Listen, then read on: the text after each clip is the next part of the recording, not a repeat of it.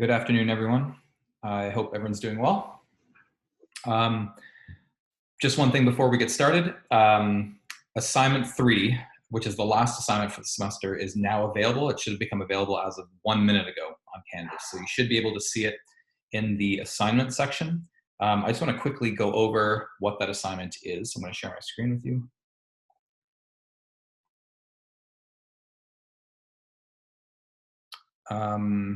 Okay, so this is what you're going to find in the assignment section. This is going to be due next Thursday. So not this upcoming Thursday, that's Thanksgiving, obviously. The Thursday after. I figured I didn't want you to work on this or have to work on this over Thanksgiving break, so I'm giving you a little bit longer than I normally would for this assignment. So it's due next Thursday, December 3rd, which is also the last day of classes. Okay. For this assignment, you have two options. Option A is that what I would like you to do is to take something that happened to you, an event, some incident, something that you witnessed, something along those lines, and then I want you to analyze it from the perspective of a social psychologist. And you can use any theories or phenomena that we've discussed over the course of the semester to do so. But I want you to use or to analyze that event using two different principles or two different theories or concepts that we discussed. So I have an example here. So imagine that you, at some point in your past, you witnessed a fight between two people.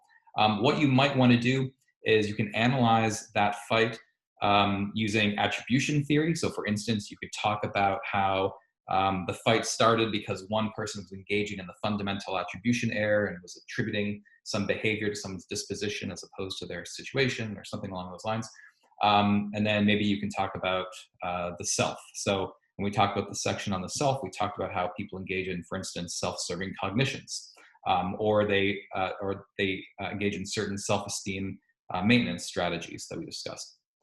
So that's just an example of something that you can discuss. You could pick basically any event that you want and relate any two concepts that we talked about in social psychology to that event. Just one thing, make sure that the two principles or concepts or ideas that you're using in social psychology to analyze that event are different. So don't just use the fundamental attribution error and then the actor-observer effect. Those are too similar, right? So you want to use a sort of a different perspective, a different social psychological perspective. And secondly, if you use something like stereotyping, I don't want you to just say there was stereotyping and I witnessed stereotyping or I witnessed prejudice. That's not enough. That's not analyzing from the perspective of a social psychologist. So what you might want to do is talk about how realistic conflict theory or social identity theory, which are two theories to explain prejudice that we discussed last week, I think. You might want to talk about how one of those theories applies in this case. So be more specific than just saying there was aggression or there was stereotyping. That's not a social psychological analysis to just say that there's aggression.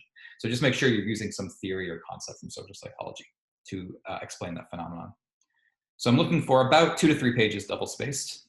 So roughly about a page to a page and a half per theory, per concept, per idea. Feel free to be creative. You don't have to know for sure that, for instance, social identity theory was working when you're analyzing this instance of prejudice, for instance. But you can imagine that it was. And so what evidence is there to support this idea that you can explain that instance with social identity theory, for instance? Okay. That's your first option. Your second option, option B, is you basically do the same thing, except instead of using an event from your life, you can analyze a movie or a TV show. It's fine as well. So again, the same principle holds, where I want you to analyze it from the perspective of a social psychologist using two different principles, theories, concepts, ideas that we've discussed in class. And again, just like for option A, it's not enough to just say there was aggression or there was stereotyping. That's not analyzing it from a social psychological perspective. So be more specific than that. Okay. So again, you have until December 3rd, next Tuesday, to do that and turn it in via Canvas, of course.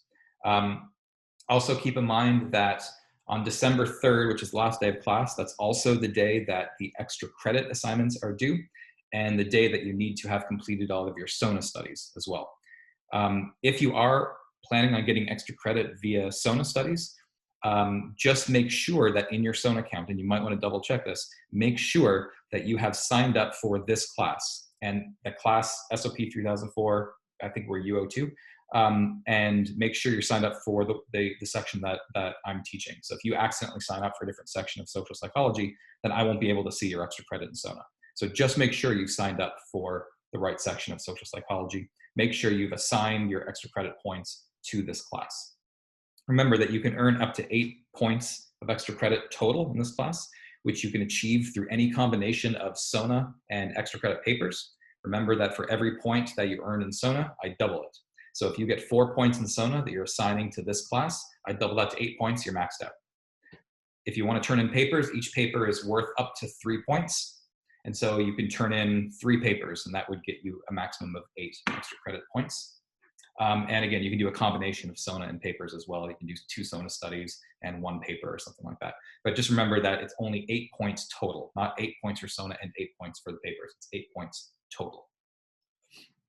Okay, so if you're turning in papers, extra credit papers, those are due December 3rd as well by 5 o'clock. I think you can turn them in via Canvas. I'll double check that, but I think you should be able to. And if you're doing SONA, you don't have to do anything as long as you've indicated that you are taking this class and you've assigned those points to this class. You don't have to do anything else. I'll automatically be able to check those. Okay, with that said, let's continue where we left off last class when we were talking about aggression. Oh, and someone's asking me about the final. It's not my decision on when the final date is. It's the university's decision. Last I heard, they were working on getting that schedule together. I haven't seen if it's actually come out yet. So, but it should be the following week after December 3rd. So what is that? December 6th, that week, somewhere in there. Okay. So I'll let you know once I know, but I'll check to see if that schedule's out yet, but I've been waiting on it just like you have. So I'll let you know as soon as I hear.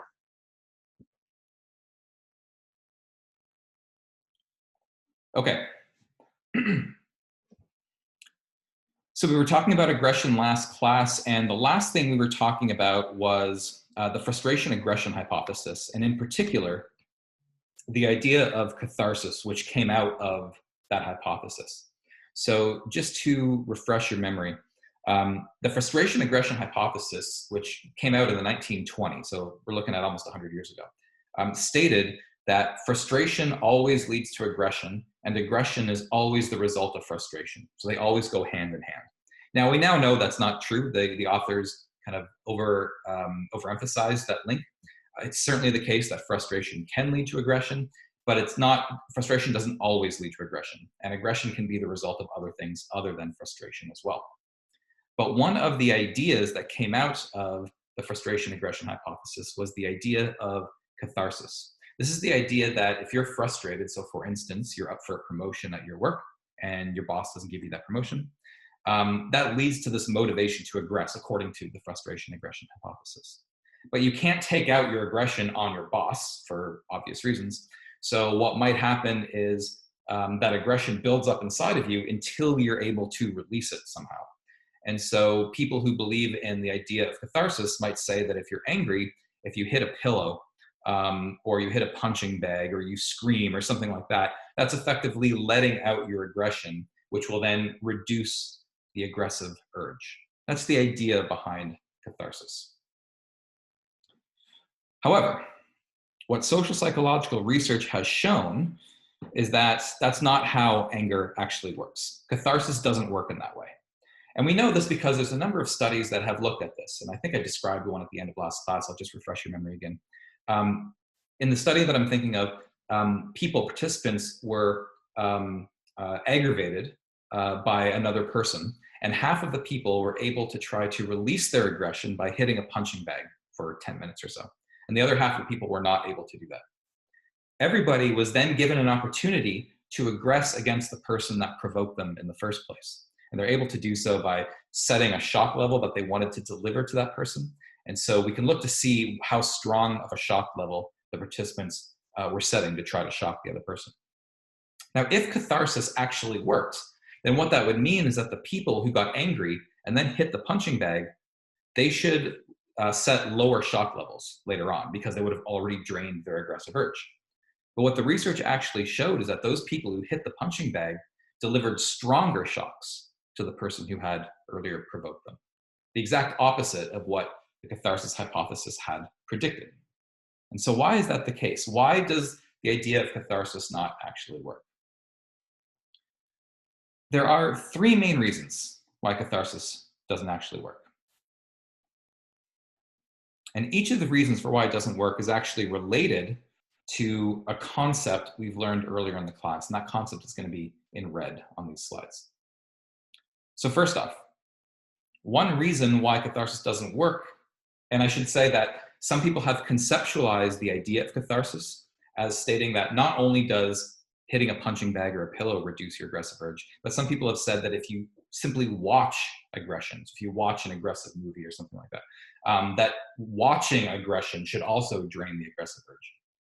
But what we've already seen last week is that according to social learning theory, we can learn behaviors like aggressive behaviors simply by watching other people. Right? That's what social learning theory states. We know that that's the case. We looked at Albert Bandura's famous Bobodal study, where kids who watched someone behave aggressively themselves behaved more aggressive. Right? And so by watching aggressive media, that increases people's likelihood of aggressing. It doesn't drain your aggressive urge, it increases that likelihood. So that's one reason why catharsis doesn't work. But that's only the version of catharsis that states that you can drain aggression by watching aggression. What about the other version of the catharsis that says that if you hit a punching bag or a pillow, that'll drain your aggressive urge? Well, we know that doesn't work either for a couple of reasons.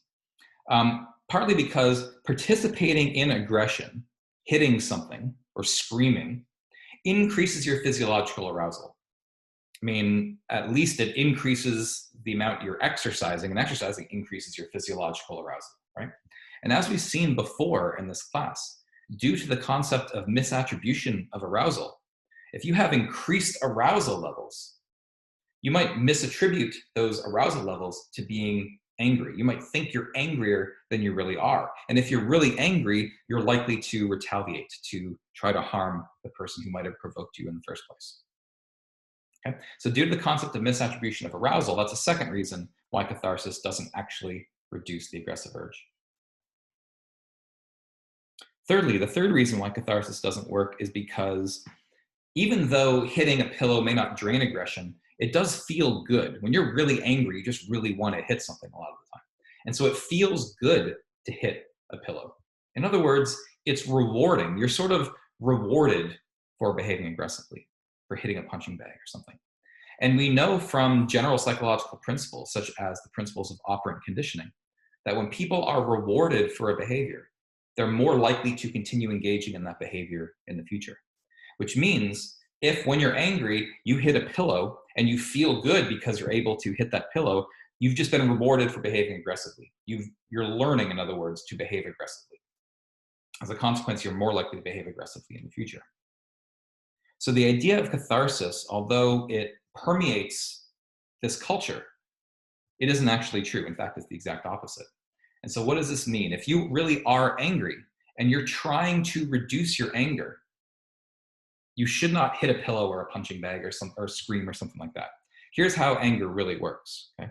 What happens is that anger can build up inside of you, but if you do nothing, it will naturally dissipate on its own.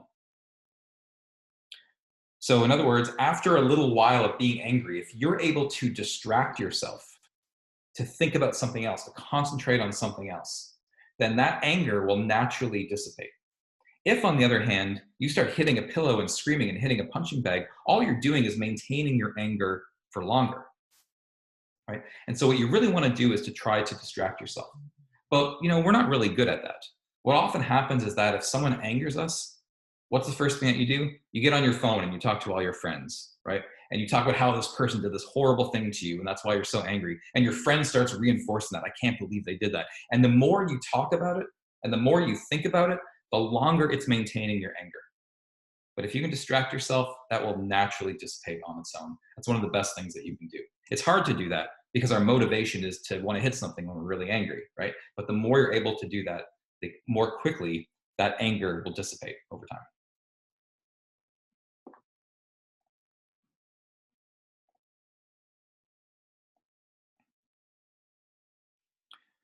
But I do want to spend a little bit of time talking about some of the social psychological studies that have looked at um, violent media on aggression. So in general, we're talking about situational factors that can influence aggression.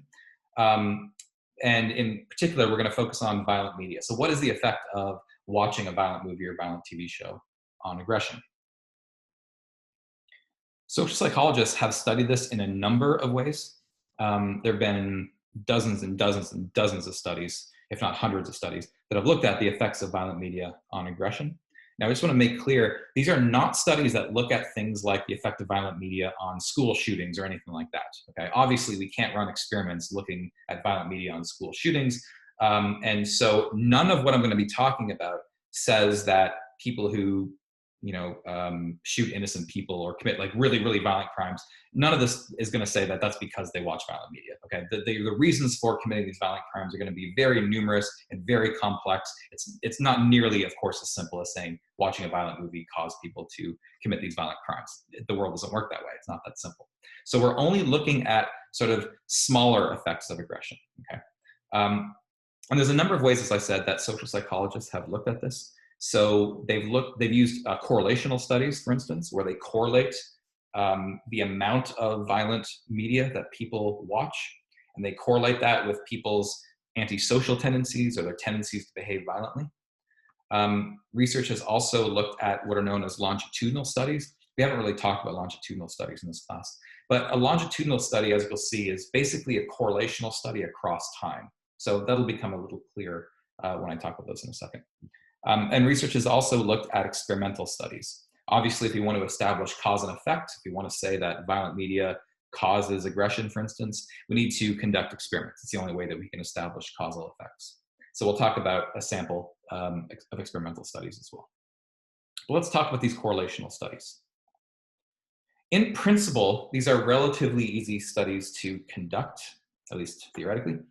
All you need to do is take a sample of people, and for each person, have some sort of measure that looks at how much violent media that person watches, and then also have another measure that measures how aggressive that person is. And there's a number of measures that you can use to do this.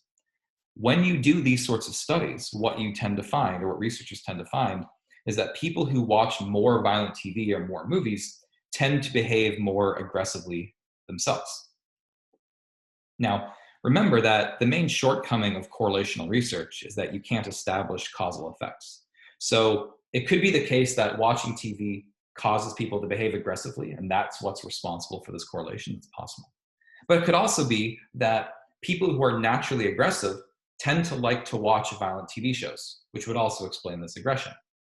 And remember, for correlations, there's always three possible explanations. It's also possible that there's a third variable that causes both aggression and people to watch a lot of violent TV. So we can't really establish causation here. However, I want to make one little point, and you don't need to know the details of this because the details of this are a little bit complex. So just know the basic idea here. When we conduct correlational studies, we can try to account for the influence of other variables. So here's what I mean. So let's say that we establish that there's a correlation between the amount of violent TV that people watch and how aggressive they are. And as I said, one possibility is that watching violent TV causes aggression, which would explain the correlation. But maybe there's no causal link at all between violent TV and aggression. Maybe what's happening is that there's some third variable. And I'll use as an example, parenting skills. So let's say we look at a sample of 100 elementary school kids. Okay? Now those kids vary in terms of how involved their parents are in their lives. And maybe it's the case that kids whose parents aren't really involved in their lives, in other words, there's a lack of parenting going on, maybe they're more likely to watch violent TV because their parents aren't monitoring their TV habits. And maybe those same kids are also more likely to behave aggressively because their parents aren't teaching them not to behave aggressively. And if this were the case, then you would see a correlation between the amount of violent TV that someone watches and how aggressive they are, even though there's no actual direct causal link between those two variables, simply because of this third variable. However, researchers who are aware of the influence of these third variables have certain statistical ways of accounting for those third variables. And again, the statistics here are way too complex to get into, But the basic idea is that if you can account for these third variables, then you can rule out their influence in causing that correlation.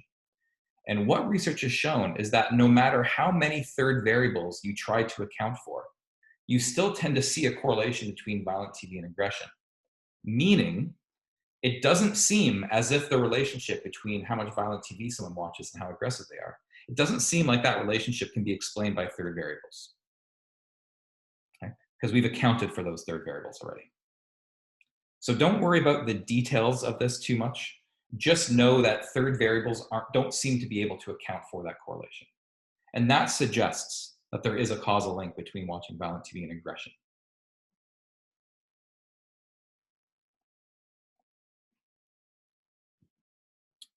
Longitudinal studies are another type of study that researchers have used to look at violent TV and aggression. Now, as I said, a longitudinal study is effectively a correlational study across over time. And so what you can do, for instance, is you can bring, let's say, a bunch of kids into your lab. Let's say they're 8 years old. And for each kid, you can measure how violent are they and how much violent TV do they watch. And then you can bring those same kids back into your lab a year later, 5 years later, 10 years later, 20 years later. And you can also measure the same things at that time. So let's say we bring them back 20 years later when they're 28. And now you again measure how much violent TV do they watch and how aggressive are they. And what you tend to show in these studies, in these longitudinal studies, or at least what some studies have shown, is that kids who watch a lot of violent TV are more likely to later on in life behave violently, which is measured in a number of ways. In one particular study, they looked at how serious these people's criminal acts were by the time that they're 28. And kids who watched a lot of violent TV were more likely to commit serious criminal offenses later on in life. That doesn't prove causation. It's still a correlational study. We can't show causation using a correlational study. But what's sort of interesting, well, I'll get to that in a second. And so here's some sample data, okay, from a study that used longitudinal methods. And so these are kids at age 8, and the researchers divided them into 3 categories: kids who watched very little violent TV, kids who watched a medium amount of violent TV, or kids who watched a lot of violent TV. And then they looked at how serious those people, or how serious the criminal acts that those people committed by the time that they were 30, 22 years later. And you can measure the seriousness of their criminal acts using various scales. And what they showed is that kids who watched a lot of violent TV committed more serious criminal acts later on in life. Okay? Again, that doesn't show causation necessarily. But what's sort of interesting is that although, and this is part of the same study, they measured these kids at 3 different time points. So they measured them at age 8, age 19, and age 30. What they showed is that the amount of violent TV these kids watched when they were 8 years old was later related to how aggressive they were at age 19 and how serious the criminal acts they committed at age 30. However, if you knew how aggressive the kids were at age 8, that did not predict, it was not related to how much violent TV they watched later on in life. Now that's important because what that suggests is that watching violence comes before behaving aggressively.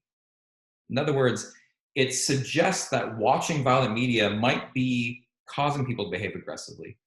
It doesn't seem to be the case that people who are naturally aggressive tend to be more likely to watch violent TV. Because if that was the case, then how aggressive the kids were at age 8 would be related to how much violent TV they watched at age 19. But that wasn't the case.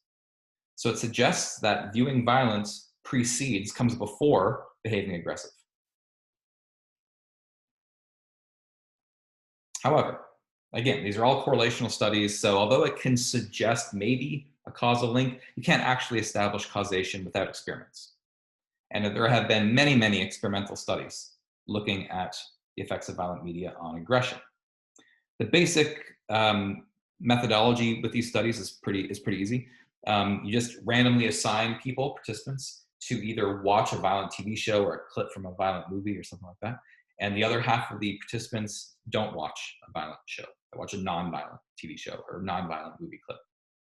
And then they're placed in a situation where they're able to engage in aggressive behavior. And you simply look to see how aggressive the kids behave in that situation. And what researchers have shown across many, many studies, is that people who are randomly assigned to watch violent media later behave more aggressively across a variety of contexts. They've looked at this in lab scenarios, but they've also done experiments in classrooms and on playgrounds and things like that. What they tend to show is pretty consistent, which seems to be that because we've conducted an experiment, we can use causal language. It seems to be the case that watching violent TV causes people to behave aggressively, at least in the short term. Keep in mind, these studies aren't tracking people over the course of years, right? You have someone in the lab for maybe an hour or two. So in the short term, watching violent media can increase aggression. So for instance, these are data from a study that randomly assigned boys and girls to either a non-violent TV show or to a violent TV show. And then this is a measure of how aggressive those people were later. And what they showed is that both boys and girls are influenced by watching that violent TV show. They tend to behave more aggressively if they've watched a violent TV show versus if they've watched a non-violent TV show. It's especially true for boys. Boys, that slope is steeper, which means they were particularly influenced by watching a violent movie. But the girls were also influenced by watching a violent movie as well. Now, I just want to be clear. I see someone asked in the chat, are there outliers? So if I'm interpreting that question right, I want to be clear that not everybody is affected by violent media the same way. Okay, these are averages, right?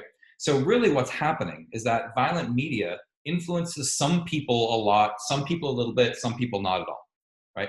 And so when we're looking at averages, we're not saying that every single person is influenced by violent media. People are influenced differently depending on a whole host of factors, right? But the question that obviously arises is, if it's the case that watching violent media increases aggression, then why is that the case?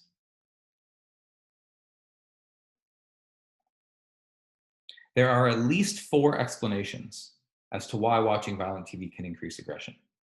The first explanation is that watching violent media might weaken people's inhibitions, meaning that if in normal life someone does something to annoy you, you know you can't just behave aggressively, right? You've learned how to function in society and you can't just simply hit people if they do something you don't like, right? You have inhibitions against behaving aggressively.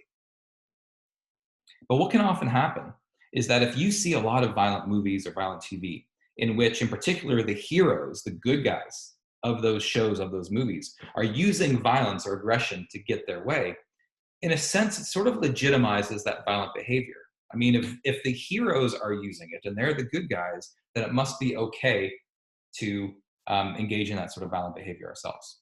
So it can kind of legitimize violent behavior in some respects.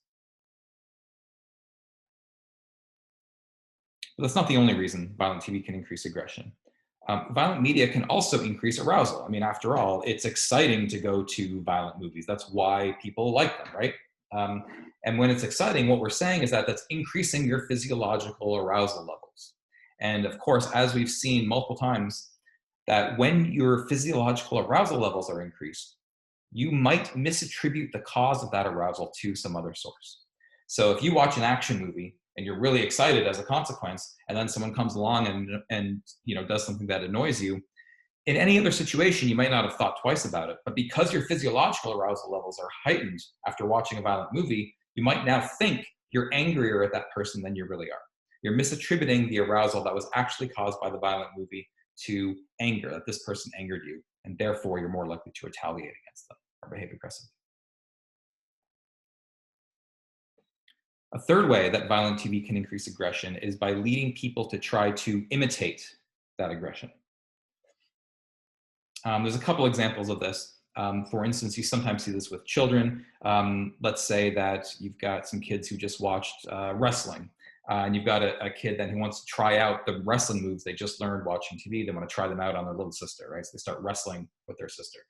That would be an example of imitation, where people are imitating what they see on TV. Some people have suggested that after the Columbine high school shooting in 1999, this is where 2 kids went to high school with guns and opened fire and killed a couple dozen classmates and teachers. After that happened, there were a number of school shootings that happened in the following months. They weren't as big as the Columbine school shooting, but there were a number of these school shootings. And some people have said, well, that's because there are certain people who might have these sort of maybe very violent tendencies, who now get ideas of how to behave violent by watching the news. There, to some extent, that might have been going on in the past few years, where there seem to have been a lot of shootings in the past few years.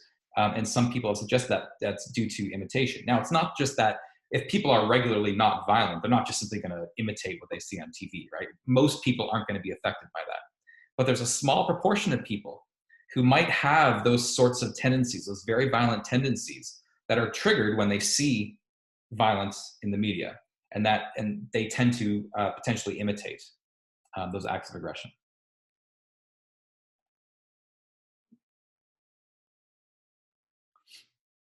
That's social proof. Yeah, so you can consider that a form of social proof. When we looked in the compliance section, we looked at, and I might have used that as an example. I'm not sure if I did, but some people have used that as an example of social proof, that we view a behavior as correct to the extent that we see others performing it. And so some people who see that school shooters are getting a lot of media attention or whatever, they might view that behavior as correct or something that they want to do themselves. The fourth reason why violent TV can increase aggression is through a process of desensitization. So under normal circumstances, most people are sort of turned off or disgusted by acts of violence. If you saw a serious act of violence in front of you in real life, it's probably very unpleasant for most people. Right? But what happens is that if you watch a lot of violent media and you get used to those acts of violence, those acts of aggression, then suddenly that violence doesn't produce the same degree of negative affect that it otherwise might have. We sort of get used to it, in other words, right? So we become desensitized to that violence. We become more accepting of violence if you've watched a lot of violent media. And there are studies that have looked at this. So if you've ever seen the movie from the 80s, The Karate Kid, compared to today's standards, it's not very violent. It's kids engaging in karate. It's not as nearly as violent as a lot of the movies today. However, what some researchers did is they randomly assigned participants in the study to either watch a clip of The Karate Kid or to watch a clip of a non-violent movie. And then they were in a room by themselves, and what the researchers did is they staged a fight outside that room by two people who were pretending to get into a fight.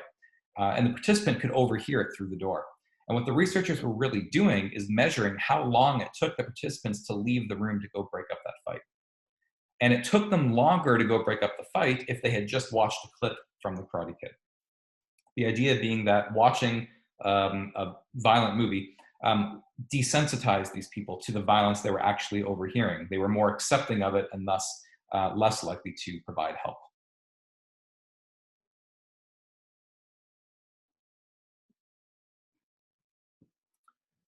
This topic is quite a political topic. And there has been a whole lot of criticisms that have been levied against social psychologists and some of the research that they do. Some of the criticisms is okay, some of them is not so good. But there's a lot of money involved because a lot of big like media corporations, for instance, might have a vested interest in not having people believe that violent media causes aggression. And so there's a lot of money that's thrown at sort of political organizations to try to fight back against this research, et cetera. So what I would like to do is just talk about some of the criticisms that people have made against this research and some of the responses that social psychologists have given to those criticisms. First off, one of the criticisms against this research is that the effects that are observed in the lab are small and short-lived. In other words, when we conduct experiments, for instance, as I mentioned, we can only keep people in a lab for a few hours. We can't study them over the course of years, right? And furthermore, we're not studying homicide or murder. We're studying like small acts of aggression, like people setting a shock level or something. But we're not really studying necessarily criminal behaviors. There's a little bit of, there's a degree of truth to this, as I mentioned, in experiments at least. You can only look in the short term, and for ethical reasons, we can't have people committing murders, obviously, in the lab, right? So to some extent, in the experiments that we conduct, that's true. However, this is partly why researchers also use correlational research and longitudinal research. So if you remember the longitudinal studies that we talked about a minute ago, They looked at people, the seriousness of people's criminal acts, right? So they did look at actual large scale violence, and they looked at it over decades. So they weren't just short lived effects. So there's some degree of truth to this in experimental studies, but that's why we use other studies to look at this as well. Another criticism that's been launched against this research is that a lot of the times in the lab, what researchers will do is they'll show people like a 5-minute violent clip from a movie, right? And the criticism is that, well, you're taking these clips of violence out of context from the movie. And if you have people watch the violence in context, then that won't affect them. That won't lead them to behave aggressively. With the idea being that, for instance, if the hero of a movie uses violence to get something that they want, and they're later punished for it, then people will learn you can't just use aggression to get what you want. And the response to this sort of criticism is often that sort of context doesn't exist in a lot of movies. In other words, in a lot of movies or TV shows, the hero, the protagonist, will use aggression to get what they want, and they are never punished for it. And so there is no context that would potentially mitigate these effects. A very, very common criticism is something along the lines of, you know what, when I was a kid, I watched violent movies all the time and I'm not aggressive at all. So therefore, all this research is bogus, right? But that's partly missing the point because, as I mentioned, it's going to be the case that some people, maybe most people, aren't affected by violent media. That can be the case. But some people are going to be affected. So the fact that maybe you weren't affected by violent media doesn't mean that it can't also affect other people differently. Furthermore, a lot of people don't really realize the extent to which they might have been influenced by these things, by violent TV. So when I was a graduate student, I went to grad school at Iowa State University, and one of the researchers there, one of the psychology faculty there, does this sort of research, looking at violent media on aggression. And as a consequence, he would sometimes get letters from especially like teenage boys who heard about his research and just wanted to let him know that they disagreed with it. And so he got a letter once from a kid that said something like, violent movies, violent video games, they don't make me aggressive at all. And if you say otherwise, I'm going to kill you. Not realizing the irony of that statement. In any case, we're not just looking at the effects of violent movies on violent crimes. We're interested in more mundane versions of aggression as well. We're interested in knowing if watching violent media makes people react and yell at someone, for instance, if they're more likely to yell at someone that annoys them than if they hadn't watched violent TV. That's not a violent crime, but it's still something that we're interested in as researchers.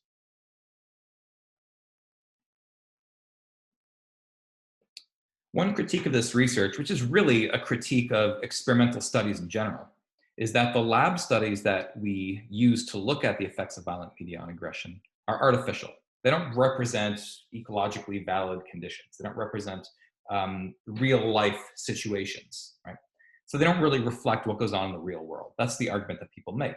And there's a certain degree of truth to this. That is one of the limitations of experiments. And in the first week or two of class, when we looked at research methodology, this was one of the weaknesses of experiments, right? That it's often sort of artificial. We're creating a situation in the lab that may not exist in the real world. And it's partly for this reason that researchers don't just rely on experimental studies when they're studying different phenomena. They also rely on correlational studies or longitudinal studies. But then the critic will come back and say, well, the correlational studies and the field studies and the longitudinal studies, well, they don't prove causality, which again is true. Correlational studies don't show causality. You need experiments to show causality. So any given type of methodology that's used to study the link between violent media and aggression is going to have flaws, right? Experiments are sort of artificial, and correlational studies don't show causality. And this is why a body of research exists that uses different methodologies so that the disadvantage or the limitations of one type of study is effectively canceled out by other types of studies. What we're looking for is convergence. If we can show that the findings from experiments converge with the findings from correlational studies, which converge with the findings of longitudinal studies, if we can all show the same sorts of findings, then we have confidence in these effects.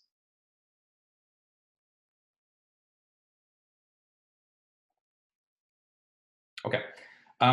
One question that some researchers have raised is not only to do with the effects of violent media on aggression, but also the effects of violent pornography in particular on aggression, in which violence might be depicted, male on female violence is often depicted.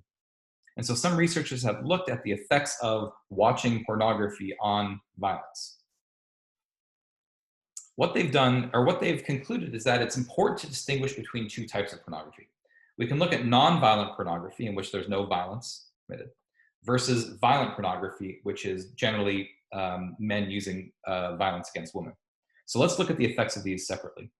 So what some researchers did is they randomly assigned, in this case, I believe it was all male or mostly male participants, to watch either 0, 18, or 36 pornographic clips, which is an awful lot of pornography if you ask me, but that's what they did.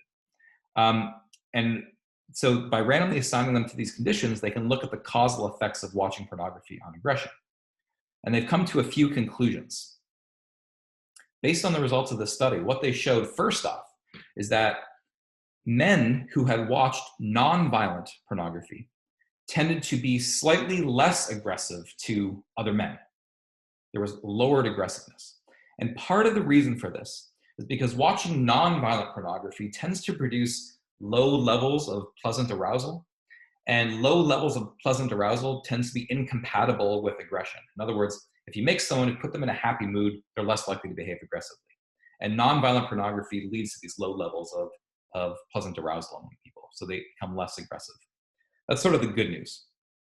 The bad news, though, is that men who had just watched non-violent pornography showed this sort of negative attitude change.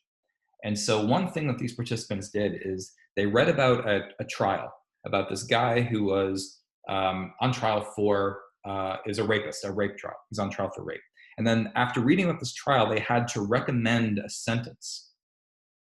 And what they showed is that men who had just watched a lot of non-violent pornography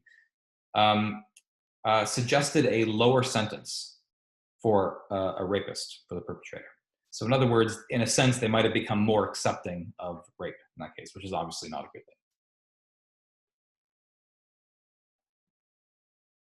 But the researchers also looked at the effects of violent pornography on aggression as well, and the effects are a little bit different here. So with non-violent pornography, there was lowered aggressiveness.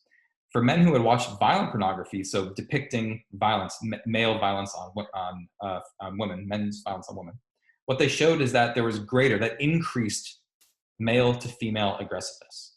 So the men who had just watched violent pornography, when they're given an opportunity to aggress against a woman, they were more likely to aggress. They aggressed more strongly against women if they just watched the violent pornography. Obviously not a good thing. Furthermore, those men who had watched violent pornography were also more likely to accept violence against women. They were more likely to agree with statements such as being roughed up is sexually stimulating for women. They're more likely to agree with that statement if they just watched violent pornography. And they were also more likely to accept various rape myths. So for instance, they're more likely to agree with statements such as women have an unconscious desire to be raped. They're more likely to agree with that if they had just watched violent pornography. Okay, so obviously a whole host of negative effects of violent pornography.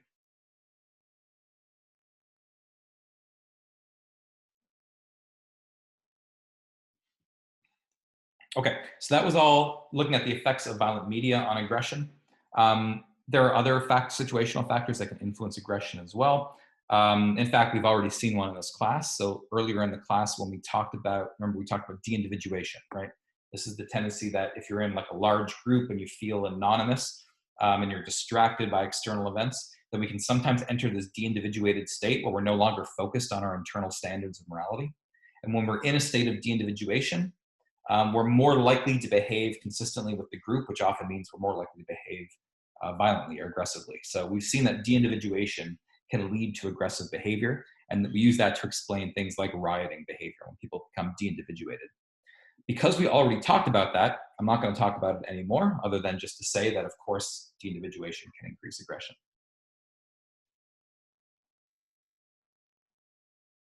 What I do want to spend a little bit more time talking about is the effect of roles on aggressive behavior. So when we looked at group processes before, we talked about certain characteristics of a group. And one of those characteristics was that people within a group often play certain roles. And roles mean it's like a prescribed set of behaviors for a given situation. So right now in this class, I am taking on the role of a professor and you're taking on the role of a student. And what some researchers, what some social psychologists wanted to know was that if you just tell people they have a certain role as part of a group, will people come to behave consistently with their expectations for how people in that role behave? And that led to one of the most famous studies in social psychology that many of you, I'm sure, are familiar with, and you might have learned about in intro to psychology classes or in sociology classes or in criminal justice classes, things like that. And that is the Stanford Prison Experiment. And I want to talk a little bit about what that famous experiment shows. This was an experiment conducted by a researcher by the name of Philip Zimbardo.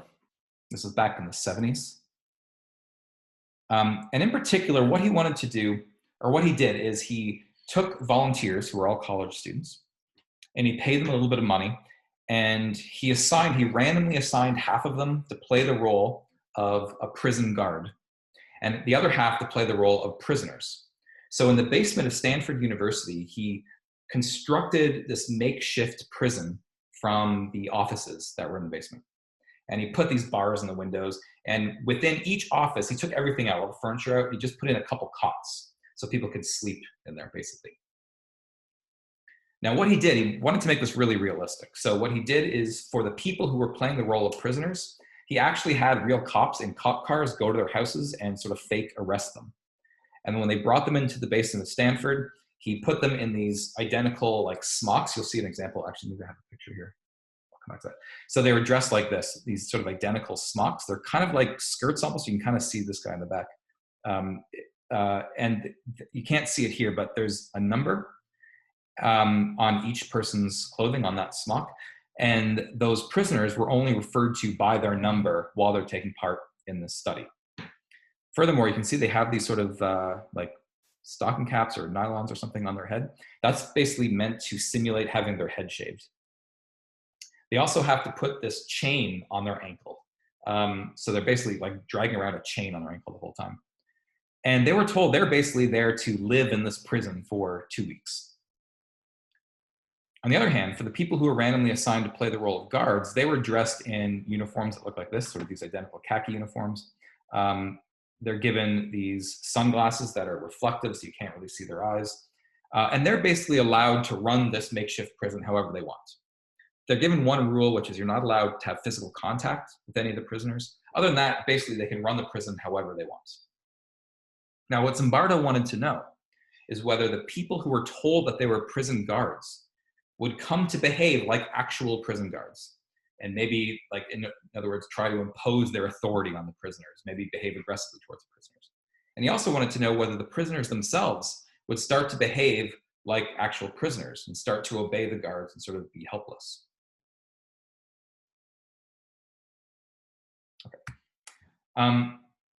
To demonstrate what happened in this study, what I want to do is show you a video. I think it's about 12 minutes long or so. I'm going to start this up now. Hold on 1 second.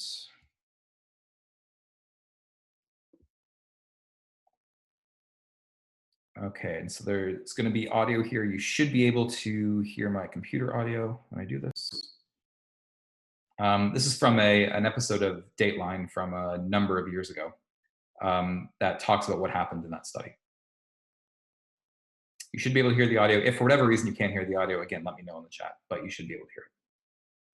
Right here in the basement of the Stanford Psychology Building. 30 years ago, he took ordinary people, just like you and me, and gave half absolute power as guards and made the other half totally powerless as prisoners. Then he stepped back and let human nature take over. They have no freedom of action. Zimbardo gave his student guards a few guidelines, but no formal training, and they quickly discovered how seductive wielding power over others could be. Just as in Iraq, the lack of proper training of U.S. guards has been cited as a contributing factor in the abuse of prisoners there. In Zimbardo's study, Dave Eshelman was one of those assigned as a guard. Gosh, I guess you'd have to say I was pretty much a normal kid. This 18-year-old college sophomore was an affable drama buff who had just landed the role of a lifetime. One of the prisoners was 19-year-old college student Richard Yako. I've never forgotten my number. It's 1037.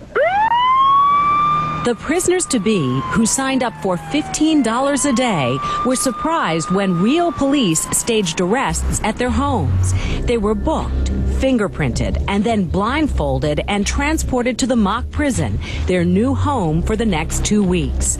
There, the guards stripped them naked and sprayed them with deodorant as if they were being deloused. The humiliation had only begun. Tiny university offices were turned into locked cells, complete with metal bars suitable for hard time. So there are 3 beds, each about 3 feet wide, and this entrance, and there's nothing else. Patrolling the halls were the make-believe guards. They dressed up in military-style khakis, brandished billy clubs, and donned mirrored sunglasses. You get a certain amount of power if you can stare into somebody's eyes and they can't see your eyes. Zimbardo put the guards in charge and gave them total control. Although physical violence was off limits, the guards learned quickly that psychological abuse could also be an effective form of humiliation, like forcing this prisoner to sing about freedom. I saw God, I'm free.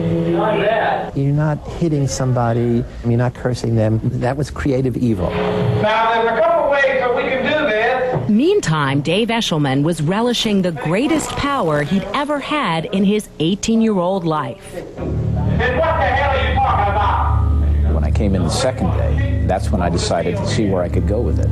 That's right, it means no blankets tonight. The guards' treatment angered prisoners like Richard Yako. I didn't expect to have a chain on my ankle, and I didn't expect to have my sleep disrupted. 8612, I think you have to spend a little time in the hall.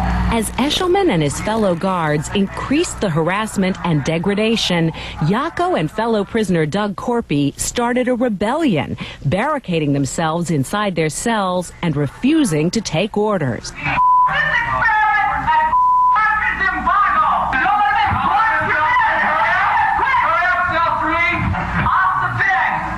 It took the guards 4 long hours to regain control of their prison.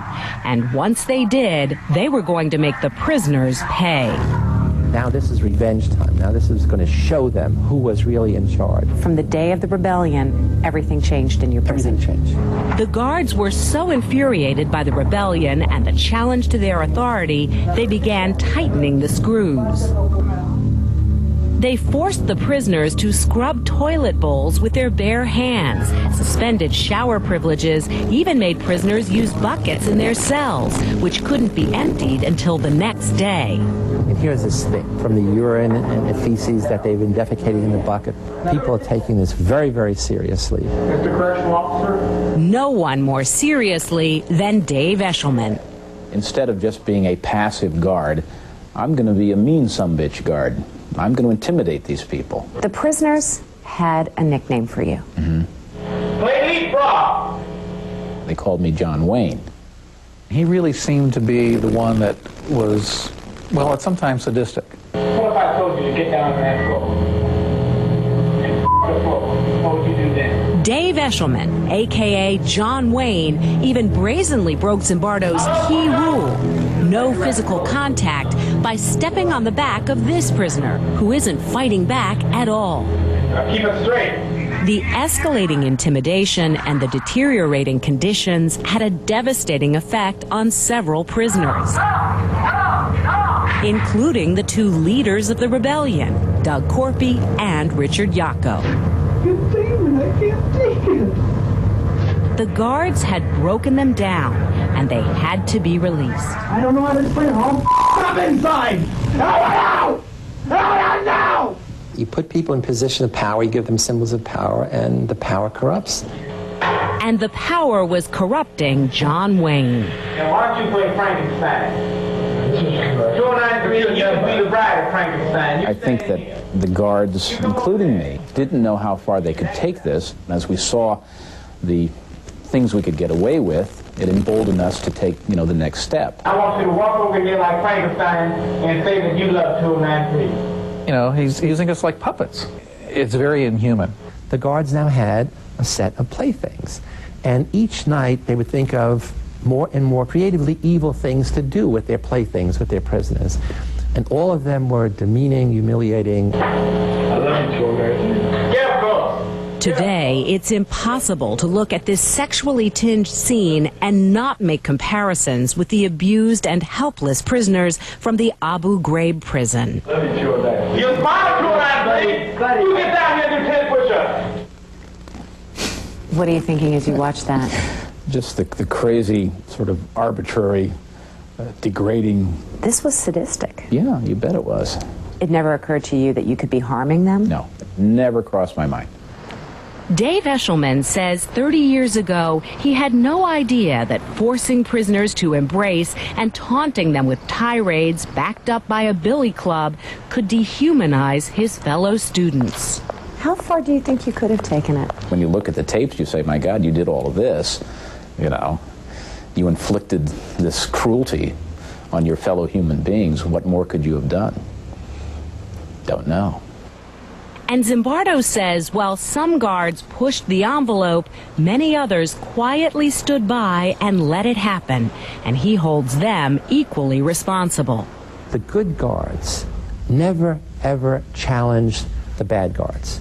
Never once said, hey, why are you going crazy? Why are you getting into this so much? Why are you doing this? So you're saying they're complicit because they didn't do anything? They keep the system going. Evil persists in the world not only because there are bad people who do these terrible things, but it almost always is a silent majority who know what's going on and don't challenge it. Where would Hitler be today if somebody had said this is wrong or tried to stop him? I mean, how many lives would have been saved if just, somebody stood up and said no? By the end of day 5, with the guards relishing their power trip, Zimbardo's experiment was out of control until this woman came to watch. Dr. Christina Maslach was a recent PhD psychology grad and former student of Zimbardo's. I couldn't actually look at it. That's when I really began to feel sick to my stomach. And I said, what's the matter? And she said, I think it's terrible what you're doing to those boys.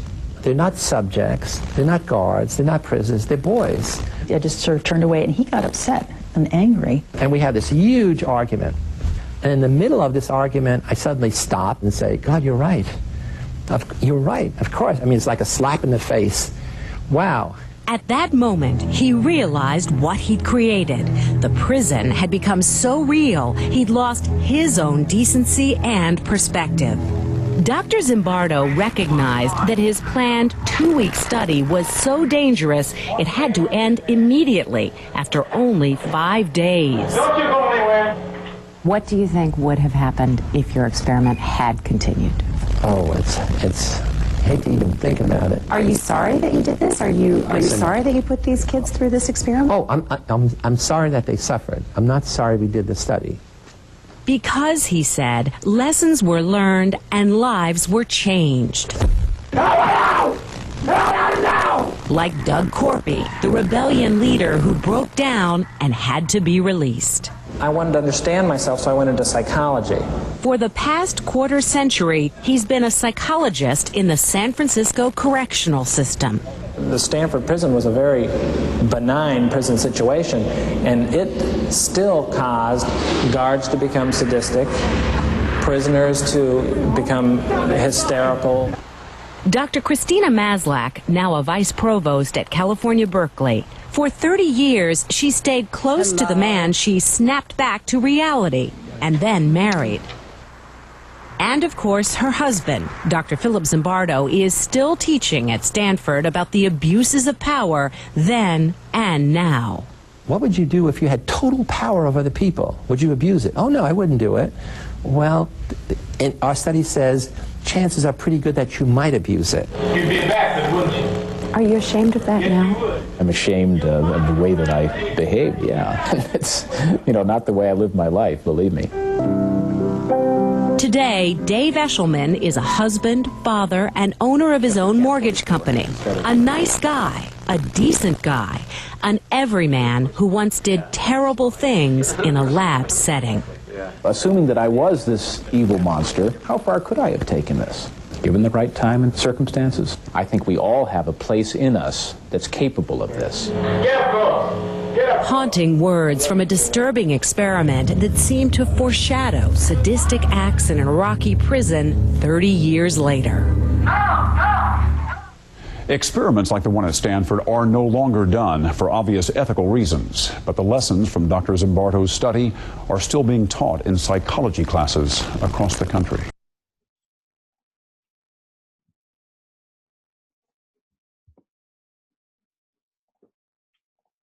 Okay.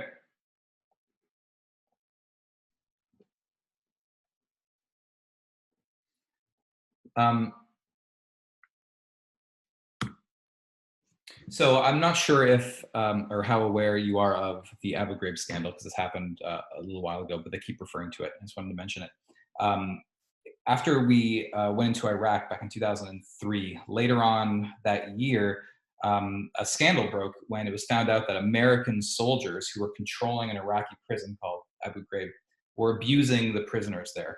And in kind of a somewhat disturbing parallel, a lot of what happened in the Stanford prison experiment, and this is a clip from the Stanford prison experiment where the prison guards had put these paper bags basically over the heads of the prisoners. A lot of that, that basically foreshadowed what happened at the Abu Ghraib prison. And there's a series of very famous pictures taken where American soldiers, like this woman here, were basically abusing the prisoners. And it's a little bit creepy almost how similar their actions were to what had happened in the Stanford prison experiment. If you want to spell Abu Ghraib, it's A-B-U-G-H-R-A-I-B. Two different words, Abu Ghraib.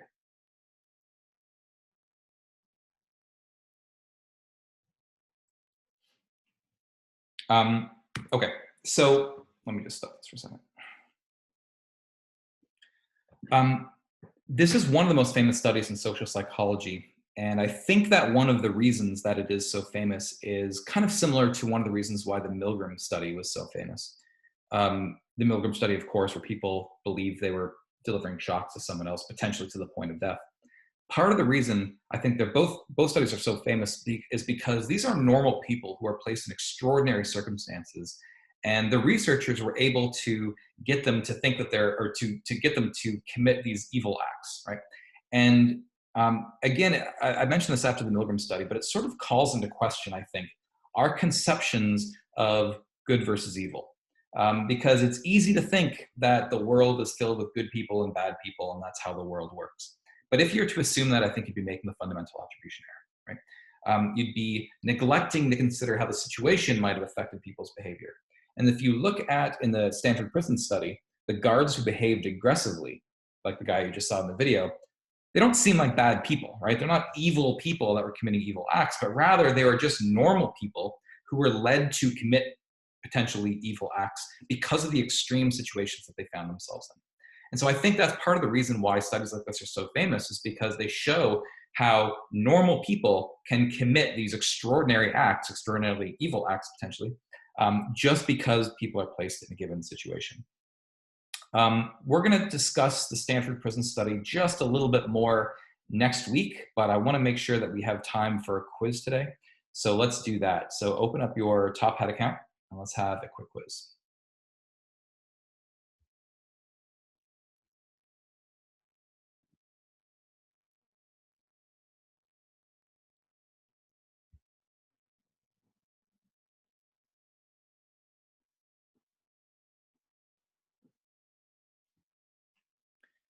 This is quiz 12. After this quiz, there are only 2 quizzes left, and fortunately, there are 2 classes left. So you can imagine we're going to have a quiz both of those classes next week.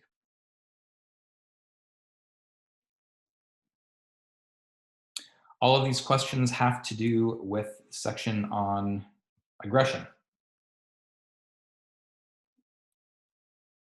Question number 1. So remember, we talked about the definition of the operational definition of aggression. So this question refers to that. So in order for social psychologists to call an action aggressive, The person being aggressed against must be aware of the action. Just a simple true or false question.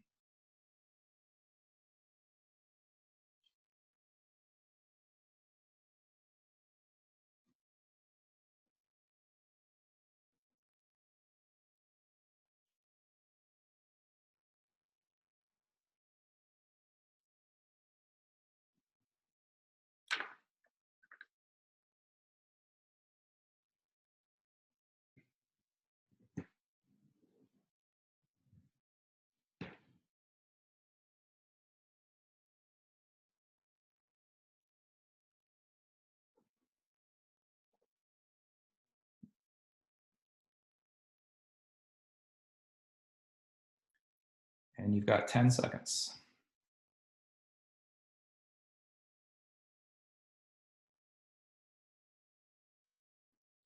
3, 2, 1. Okay, so if you look at the operational definition of aggression, there is nothing that says that the person being aggressed against has to be aware of the action. They have to be motivated to want to avoid it. If they were aware of it, they would have to want to avoid it, but it doesn't say they actually have to be aware of it. And there's lots of examples of people who are unaware that someone is behaving aggressively against them. As a consequence, this is false, B.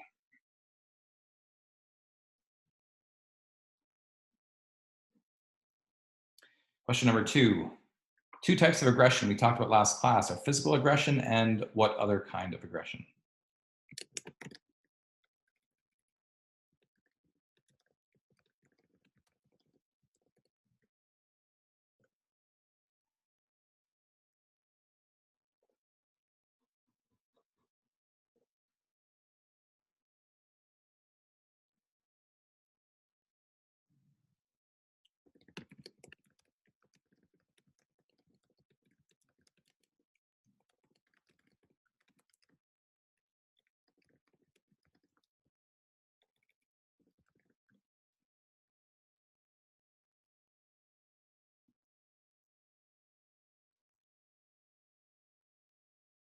You got 10 seconds.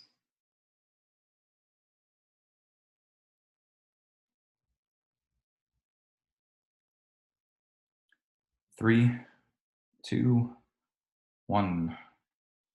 So last class, we talked about 2 types of aggression, which were physical and relational aggression. Relational aggression refers to attempt to damage someone else's relationships, gossiping about them, spreading rumors about them, giving someone the silent treatment. That all counts as relational aggression. Question 3, as part of therapy, a clinical psychologist encourages her patients to install a punching bag in their homes to release hostility. This therapist apparently believes in which of the following? A, social learning theory, B, the catharsis hypothesis, C, misattribution of arousal, or D, social exchange theory.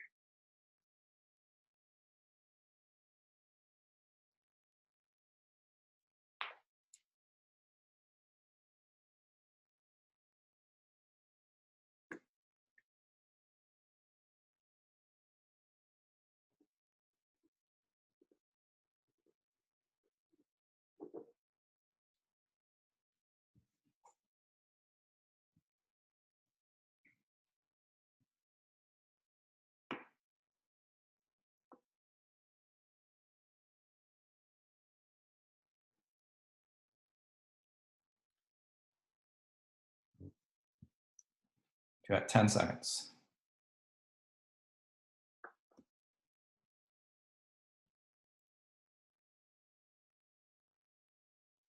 3, 2, 1.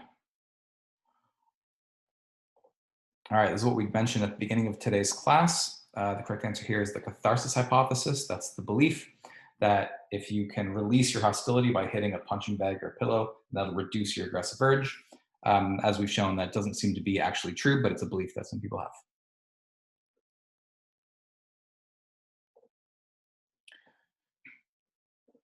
Number 4, the fact that heat can increase aggression is usually explained through which of the following concepts? Is it misattribution of arousal, social learning theory, the frustration aggression hypothesis, or evolutionary theory?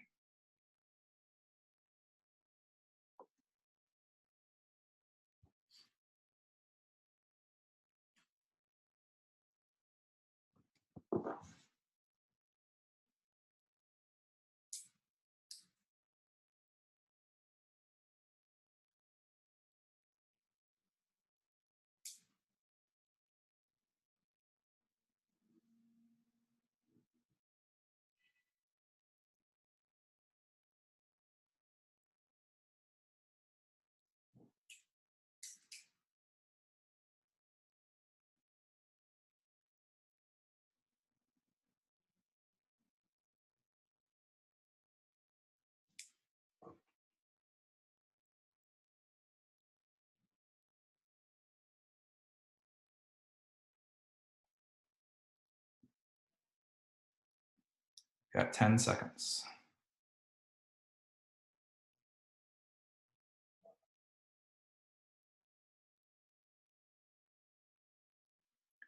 Three, two, one. So we talked about this last class, and we talked about how the finding that heat can increase aggression is explained through the concept of misattribution of arousal. This is the idea that heat increases people's arousal levels. Most people think that heat decreases arousal. So as a consequence, if you're experiencing high levels of arousal because of the heat, we're likely to misattribute it to some other source, to being angry at someone, and so therefore likely to retaliate against that person.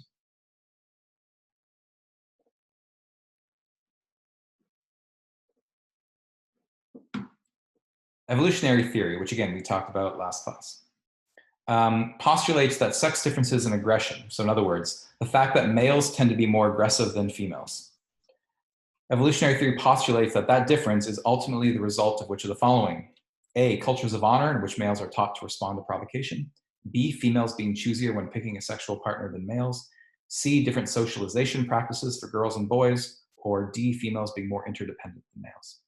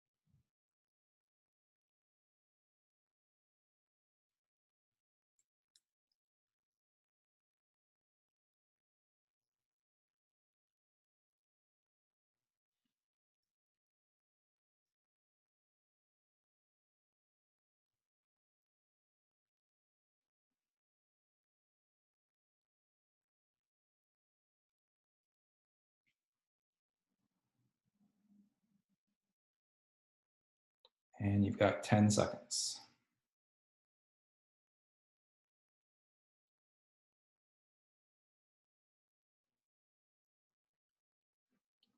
Three, two, one. Okay, this one's a little bit trickier. Actually, I'm kind of curious to see what your answers were before I give you the right answer. Yeah, that's what I thought. Okay. The correct answer here is B.